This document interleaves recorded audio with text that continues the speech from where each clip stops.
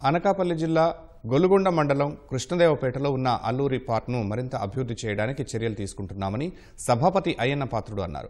పర్యాటక అధికారులతో కలిసి అల్లూరి సీతారామరాజు గంటందొర సమాధులను ఆయన సందర్శించారు. ఈ ప్రాంతాన్ని పర్యాటకంగా అభివృద్ధి చేయడానికి 2 ఎంపీలు 10 లక్షల రూపాయలు నిధులు ఇచ్చేందుకు అంగీకరించినట్లు తెలిపారు. ఆ నిధులతో స్మారక మందిరాన్ని మరింత అభివృద్ధి చేయడానికి పర్యాటక శాఖ అధికారులు ప్రణాళికలు తయారు చేయాలని అయ్యన్న సూచించారు.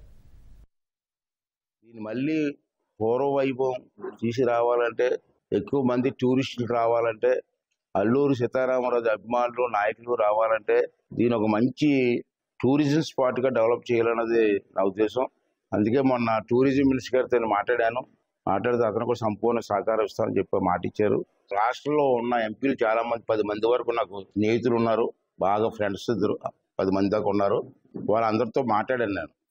ఆ 10 మందికి ఉత్తరాలు రాసి అలాగే అల్లూరి సీతారామరాజు పార్క్ ఉంది మా దగ్గర, ఎంపీ లాడ్స్ మాకు ఇవ్వండి అని చెప్పి రిక్వెస్ట్ చేశాను. ఆ 10 మందిలో 2 ఎంపీలు ఆల్రెడీ శాంక్షన్ ఆర్డర్ ఇచ్చారు.